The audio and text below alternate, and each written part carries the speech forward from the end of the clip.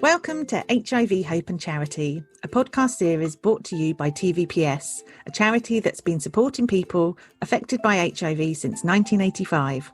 I'm Sarah. And I'm Jess, and we work for TVPS. And our aim is to get as many people as possible HIV educated. If you like the podcast, please rate, subscribe, and leave us a review wherever you listen to your podcasts. So, Sarah, I am awaiting your steel band extravaganza for the jingle. You were actually expecting me to do something? Well, no, I wasn't, because what we've discussed is the fact that I would expect you to do something and you wouldn't. Oh, I thought that was just podcast bants. No, there's no podcast bants here, Sarah. Only that's true. Statements. Okay, no, I have not recorded anything. Oh. Do you know why? Because you're lazy. Yes, but because it's Winter Olympics. Come on, you know I'm a massive Olympics fan. That's true. How's Team GB doing? They're not doing well. But, you know, winter sports are not really our thing, are they? How long does it go on for? Because remember, this isn't going out for a couple of weeks. Oh, no. So by the time this goes out, it will all be over. And I predict that we probably won't win any medals at all. But I don't care. I love it. Okay, yeah. No, I liked it when it was in the UK, but I'm not that bothered apart from that. I mean, I think it's amazing what these athletes do, but, you know, I've got other things. Do you know what I've been doing? Work. Oh. That's what I'm envisioning. Well, I have to. I mean, if we ever need an expert on short speed skating, for example, I'm here. You're there for it. I am, definitely, and broadening my skill set. I like it. Adding another string to your bow. Well, I'll sing it. HIV, you going to join in? HIV, I still don't know the words. Or history. Yes. Every week we have to solve this mystery. Yes. Event or a person, Sarah will describe. If you like our podcast, you better subscribe. Yeah. Oh my God, well done. Do you know, I don't know if we need backing music. Let's just harmonise. Okay, that's the thing for next one. So today, do we have history or heroes? We are looking at a moment in history, a very specific day, actually, the 17th of November, 2015. What happened on that day, Jessica? Oh, isn't it awful that 2015 feels like it was about 2 years ago? Yes. And then I'm like, oh, hang on, no, that was, wait, what? What happened in November? Okay, so November to me would be nearing testing week. Which we'll come to later, but happens every year. It's not just this 1 year it's popped up like everyone seems to believe. Every year it happens. It used to be held in November, the end of November. So I've got no idea. Is it something to do with testing week? Was it like, did someone like Gareth Thomas maybe speak out? Or I should put you out of your misery. I mean, because we could be here a while. This could just go on for a really long time. So it was the day that Charlie Sheen publicly revealed that he was HIV positive. I remember where we were when that happened. Yes. We were in the office, weren't we, at Slough? Yeah. We watched it with our service users. It was on the news, wasn't it? I think everybody's probably heard of Charlie Sheen. I mean, he's a massive Hollywood actor, isn't he? Lots of famous films. You'll be impressed. I know he was in Young Guns. That's a good one. Platoon. He was in Platoon. Hot Shots Part 2. Wall Street. Oh, that's a great film. And he was on TV shows, 2.5 Men. I used to like that. Anger Management. Can't think of any more. Yeah, no, he was really big. He was massive. He was married to Denise Richards, wasn't he? I think they're divorced now. Yeah. Big star. Well, I suppose his whole family are famous, aren't they? Martin is the father. Of course, yes. And then he's got Emilio Estevez. They're brothers, aren't they? Yes. Very famous family. Obviously, he's an A-list star. And he was in the press quite a lot for his personal life as well. So there were lots of reports about drug and alcohol abuse, domestic violence, issues with his employers, which resulted in him being banned from Warner Brother premises. This was when he was on, I think it was on 2.5 Men, because he left the show. Well, he was made to leave the show. Oh, because Ashton, he took over, didn't he, right? Yeah. Oh, okay, so this is perhaps why. Yes. So when he announced to the world that he was HIV positive, I mean, it was huge, absolutely huge. And we saw it on the BBC News, didn't we, at lunchtime? And everyone was just like, oh, no. Do you know what I hated though? Before we go into any more of this, because obviously I know you're going to give us a bit of, like you always do, a bit of history and the backstory and everything. I really hated that it was, we've talked about this before, but it's so sensationalist. You know, this massive American show and he must come out and like tell everyone and make this big announcement. It's like, would we be doing this if it were other illnesses? Would we be doing this? Absolutely. It's very, very true. And we've talked about this before. I can never remember whether we talk about these things on an actual podcast or just when it's me and you chatting. But yeah, why do people need to come out in this way? Which is why we're looking at him actually, because at the time I thought this is a very brave move, and it was kind of sold to everyone as being an exclusive interview, but it wasn't. When I've looked back at what happened, there was a huge build up to this. Really? Yeah, absolutely massive. I'll never understand why the wider public feel they're owed you to come and tell them about that you're positive and give you this explanation and what happened. It's just like, I know we say it all the time. God, it's none of anyone's bloody business. No, and I would normally agree with you, but let's unpick the build up to the TV interview, because it will help us understand what led him to that point. So we are going back, as I said, to 2015. But what we're actually doing is we're going to look at an article that appeared in the Hollywood Reporter, and it was written by somebody called Dylan Howard. It was published in April 2016. And it's a recount of how he broke the story about Charlie Sheen being positive when he was the editor of the National Enquirer. And he broke the story shortly before Charlie appeared on American television. So when he appeared and it's like, this is an exclusive interview, it wasn't. The story had already broken. Now, as you know, we try and be as factual as possible. We always reference our sources. The issue with dealing with something of this magnitude is, how do you decipher fact from fiction? So we have to bear in mind that not everything we might talk about might be true or as it was reported in the press, because we are going on press stories with this. But it is true that the story broke in the press prior to his TV appearance. And that's what we're going to look at. How on earth did that come about? Yeah, because I really didn't know that. Like you're saying, I thought this was the interview that made the story come to the public platform, not that it was going to go ahead anyway, which is possibly what that sounds like. Maybe hands were forced. So Dylan Howard, he's quite well known in that kind of America's media world. I don't know who you would compare him to in the UK, but the National Enquirer is huge and he's the editor, so he's got quite a lot of power. Is he like Piers Morgan, you know, when he used to do like newspaper stuff? I would think so, yes. Is he a divisive person? There are similarities, I would think. Okay, I'm with you. I see, yeah. So he became friends with Charlie Sheen back in sort of 2010, 2011, and he was often in his company. I don't think it probably wasn't a very easy relationship, but I think it makes sense to try and keep the press on side.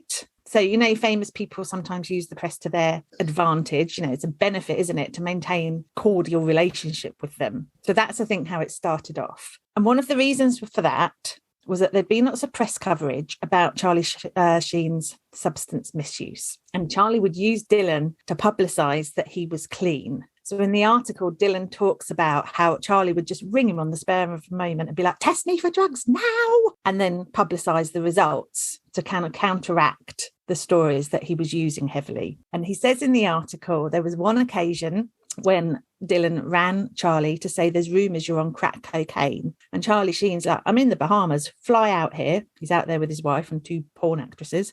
And he's like, fly out here, test me, test my wee. And if my wee's negative, you drink it. Sorry, what happened? What? That is not where I thought we were going with that. No, but that's what he's saying. He's saying, come out, test my wee. If you think I'm on crack cocaine, do the test. And when it comes back negative, you drink my wee. Why would that be a thing? I don't know. The reporter said he went out there. Dylan went out there. Test come back negative. I'm not sure if he drank the wee or not. But the relationship between the two develops from that point, because Charlie Sheen's like, fair play. I said, come out here and do this, and you did fly out here. So the reporter becomes part of his inner circle, and he's kind of accepted into kind of the fold, if you like. But of course, once he's part of the inner circle, he's privy to a lot of information. Now, there's no way of knowing if what he details in the article is true, because he's a media person, isn't he? He's a reporter. However, there are lots of other media articles about Charlie Sheen. His private life is really well documented. And often the stories have a very similar theme. So they depict someone who is violent, threatening,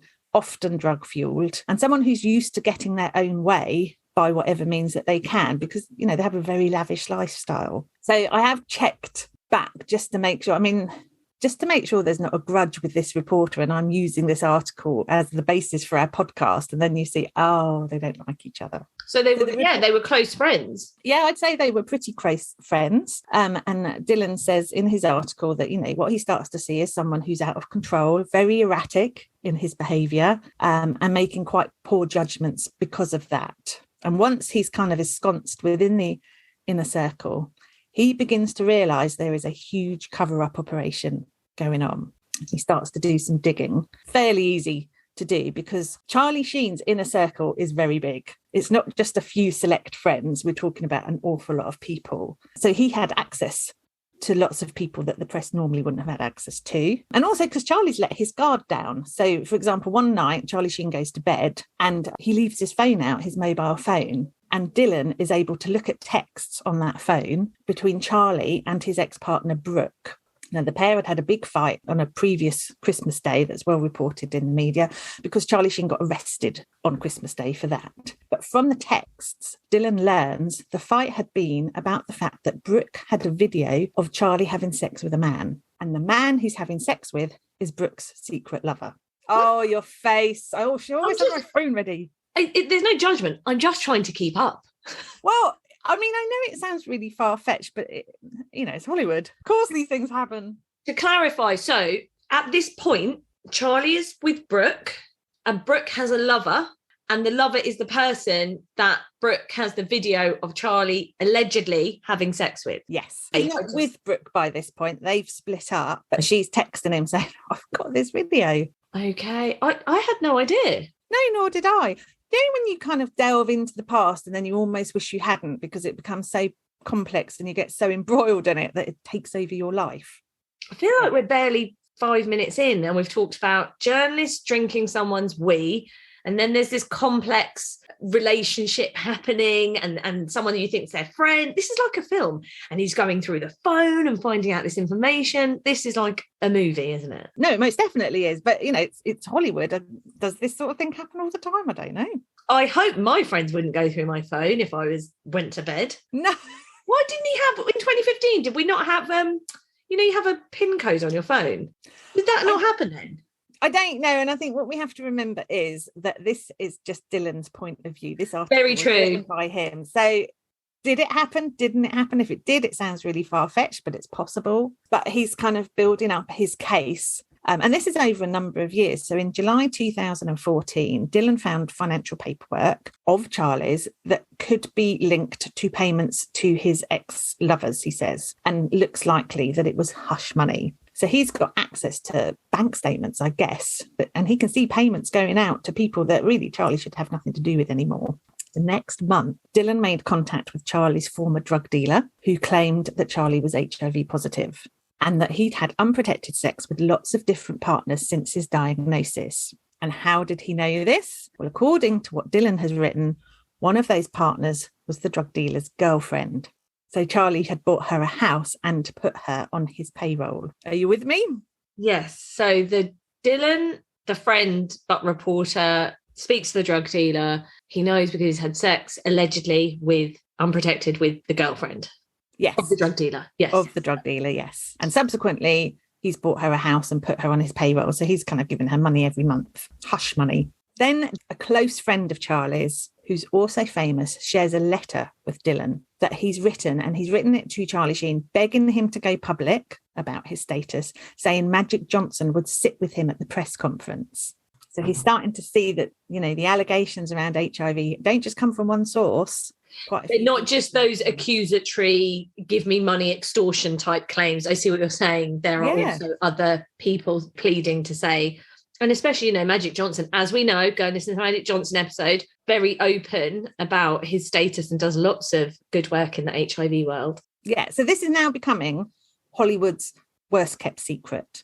Everybody seems to know about his status. A lot of people are exploiting the situation for their own financial gain by blackmailing Charlie Sheen. And to combat that, Charlie Sheen is getting people to sign non-disclosure agreements, and he's trying to bully them into keeping quiet. And the disclosure focus around the fact that people can't raise concerns that the star's having unprotected sex, even though that they know he's positive. So in a way, Charlie Sheen is part of the problem. Some are blackmailing him about his status and lifestyle, and he's blackmailing others. Oh, it's like a big web of deceit, isn't it? Yeah, absolutely. And everybody's kind of embroiled in it.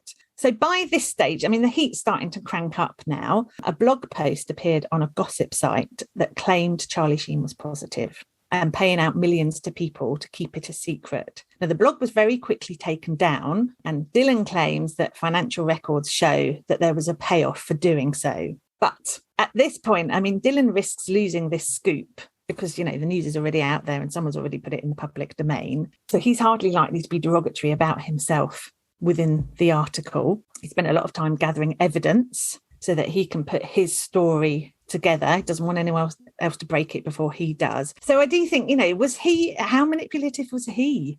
Was he stirring up the pot within the inner circle? I mean, we don't know. But I think when we're discussing all of this, we can't forget that he's a reporter with a massive story that he wants to break. It just seems like everybody, the morals of everybody have just gone mad. Oh, all over the place. Everyone's questionable. And actually, was anyone really friends? Because it doesn't massively sound like, I know we're saying he was in the inner circle, but I wouldn't say it sounded like they were friends. It sounded like, from my own perspective, from that Dylan was someone that got into the inner circle, but not that they were friends, just that he was a journalist, a reporter who'd almost managed to go undercover in some respects to get a story. He definitely was undercover, and he's definitely prying into areas that, you know, he has no business to know about to get this scoop, I suppose. I mean, during this time, Charlie Sheen is aware that things are kind of ramping up. And Dylan sees messages that include violent descriptions of what he'll do to people, including the famous friend that had written to him to say, look, you know, I think you should go public. And he said one of the messages he sent to this friend is, you know, you've got to learn the hard way, watch your back, oh, and your front, oh, on both sides. He goes on to say a lot worse, but he's definitely telling people to kind of butt out of all this. Dylan, by now, had enough evidence for the story to run. So he's got video footage, text messages, verbal accounts, witnesses. So his legal team at the Inquirer contact Charlie Sheen's legal team. Unsurprisingly, they threatened to sue them. So the Inquirer backed down, but really that just gives them a bit more time and determination to prove their story. So Dylan says, look, we backed down temporarily, but we were determined to bolster our sourcing even further. And the next 11 months were nail biting. So he's thinking, you know, I've got all this information, but actually someone else could break this story, or Charlie Sheen could decide to just come out himself and tell everybody. He says, my relationship with Charlie was shot irreparably. Every story we broke about him over that time provoked another tantrum, but we ran with them all anyway. In March 2015, we revealed his assaults on Scottine, that's one of Charlie's ex-partners, and through the summer and fall uncovered 7 more sources along with video, email, photos and text messages confirming Sheen's HIV status, and more importantly, the scale of his efforts to keep it secret. And then we were ready to publish because we felt our story was now completely watertight. So that threat to sue meant that the Inquirer team had more time to get everything completely sewn up, so that even if they were sued, they would be able to counteract it with evidence and proof. What they did next is in October 2015, he says we pulled an old tabloid trick. It's called running a blind item. So they ran this kind of item about a bad boy Tinseltown star whose explosive secret is that he's HIV positive. Like a teaser campaign. We've seen these happen in the UK media. Oh, yes. And they always get you wondering, oh, who could that be? That's exactly what they did in the Inquirer. What do we know why they do that? Just to hype up excitement and interest in the story? Yes. And what resulted is that more individuals then came forward. People have seen it and said, actually, I know who that is. And I know I've had unprotected sex with them. So it's building their case up even more and making it even more watertight. And then Dylan took a phone call from a member of Charlie's team asking if the Inquirer intended to publish his name. And his response was, why, if he was not the man in question, why are you even calling to ask me? So in other words, his own team blow his cover. And that's the final thing that they need as proof. Oh my goodness. I suppose they didn't think that through. I think it's just panic by then, isn't it? Yeah, and it was inevitable that it's like a snowball, isn't it? It's getting bigger and bigger and faster going down the hill. I know. So that was on November the 11th. The next day, Charlie's people begin discussions with NBC about an interview. And the following Monday, Matt Lauer, and Today, that's the programme he appeared on, tweeted that Charlie would appear the next day to make a personal announcement. So within minutes, the National Enquirer published their story online. So they did it the day before? Yes. So they put the story online and then obviously followed it up with printed version. And it revealed for the first time and in great detail what they call the extent of Sheen's debauchery and the spectacular arc of his flame out. That's what they call it. And Dylan says, we went to town. Every single word was true. Goodness me. I know. And he said at the same time, revelations. Elevation? A new word. But at the same time, revelations keep coming. So they've got worried ex-lovers lining up to declare that he knew he was HIV positive when he slept with them. He has got people that he knows are seeking legal advice on what to do. And after the Inquirer published their full story, Dylan had to employ personal security because many people told him, Charlie Sheen doesn't make idle threats. He's got a motive against you now and he will carry that through. So so people were genuinely still very concerned that it wasn't just an empty threat, that, someone's panicking and they're trying to stop you from taking this forward. They actually thought that he would move forward with harming people. Crikey. Yes, definitely. So Dylan says in the article, why did we publish? And he says the answer couldn't be simpler because it was the truth. That entertainment journalism can get a bad press, no pun intended. But in this case, the right to privacy of one individual was far outweighed by the risk to those who did not know about his HIV status. So that's the stance they're taking, a very moral stance that these people have a right to know that they may have contracted HIV or they may have put themselves at risk by sleeping with Charlie Sheen. You'd think if they were that bothered about people's health and things, they might have spoken to them. I mean, maybe they did behind the scenes sooner about his status rather than, I suppose they're assuming that he was allegedly going on to have much more unprotected sex with other people and they've just let that happen. So it's quite hard to take the moral high ground when you've waited another year to, Exactly. And this whole investigation took 4 or 5 years. So I don't buy what he's saying. No, you got the scoop of a lifetime and you had all the evidence to back it up. The National Enquirer is really well known in America, so it didn't need to put them on the map, but it wouldn't have done them any harm that they've got such a huge story. Fair play for trying to put that kind of moral spin on it. But like you say, they'd known about this for a long, long time. It's muddy waters all round, isn't it? It's like what Charlie Sheen's doing over here and threatening people, and it's not great. What Dylan's doing is not great either. I feel like no one can really be the angel in this situation of I'm the one taking this higher ground. I know. And I think, journalists often, don't they, say that they publish things because it's in the national interest or the public's interest to do so. And you think, yes, it is, but you are also a journalist, aren't you? You want to report. Everybody wants that big story. Yeah, that's it. It's like a career-defining story, isn't it? Now, we are going to cover the TV interview in part 2. Yes, Jessica, I forgot to tell you, this is a 2-part podcast. I was going to say it's our first 2-part podcast, but I feel like it's not. Okay. I suppose it's the first one split over 2 for one particular event. So there's no kind of summary of, what this was about in terms of a moment in history. Oh, it's like a cliffhanger in part 2 where we'll be looking at that interview and what happened afterwards. Oh, well, I cannot wait. Just get in contact. Yeah. Okay, well, I honestly can't wait for part 2 of Charlie Sheen. The interview. That was dramatic, wasn't it? Do you know, I nod a lot on podcasts, don't you? And I realise it just comes across as silence. It's like I've switched off. Maybe I should have a button that says she's nodding. Yeah. So that people are aware you're in agreement. Oh, no, I've just done my wheezy laugh. Do you know my kids say I sound like a kettle when I do that? Kids Kids are so mean. They are mean. The other day they were like, oh, the kettle's back. I was just like, thanks. I love that. That's all I'm going to hear every time I hear you laugh now. Yes, it's like a little kettle. I like it. I like it. Right. Amazing. Thank you. Good job, you. Right. See you next time. Okay, my lovely. See you later.